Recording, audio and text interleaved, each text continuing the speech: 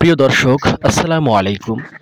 আজকে আপনাদের সামনে একটি গুরুত্বপূর্ণ টপিক নিয়ে কথা বলবো, যে বাবরি মসজিদ। এই বাবরি মসজিদ যখন 1992 সালের 6 ডিসেম্বর ভাঙা হয়েছিল, সেই সময় সর্বপ্রথম গম্বুজে উঠে কে হাতুড়ি দিয়ে আঘাত করেছিল এবং শেষ পর্যন্ত তিনি এখন কোন অবস্থানে কেমন আছেন তার সম্পর্কে আজকে সংক্ষিপ্ত পরিসরে কিছু আলোচনা করব। তা বাবরি মসজিদে সর্বপ্রথম যিনি আঘাত করেছিলেন তার নাম হচ্ছে বলবীর সিং। ছবি দেখে নিশ্চয়ই আপনাদের মনে একটি প্রশ্ন, যিনি যখন বলবীর সিং এবং বাবরি মসজিদ ভেঙেছিল তাহলে মাথায় টুপি এবং দাড়ি কেন? হ্যাঁ, এটাই হলো মূল রহস্য এবং কথা। আসলে এই যে হেদায়েতের চাবিকাঠি দেখেন, আল্লাহ রাব্বুল আলামিন কোনো নবীগণের হাতেও দেন নাই, একমাত্র ওনার হাতেই। উনি যাকে পছন্দ এবং ভালো লাগবে তাকেই তখন হেদায়েত দান করবেন। তো যে লোকটি বাবরি মসজিদ ভেঙেছিল, সেই লোকই আবার মসজিদ গড়ে তোলার সিদ্ধান্ত নেয়।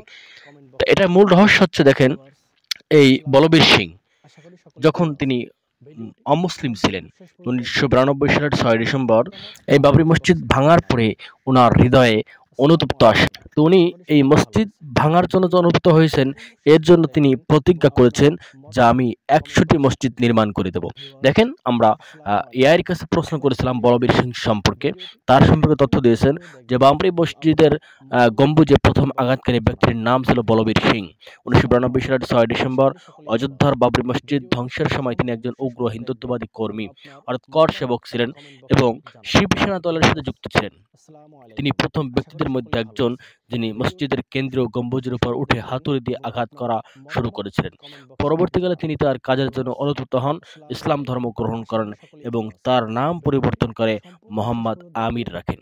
তিনি তার পাপের প্রায়শ্চিত্ত করতে 100টি মসজিদ নির্মাণের প্রতিজ্ঞা করেছিলেন এবং বহু বছর ধরে সেই কাজ করেছেন। আলহামদুলিল্লাহ।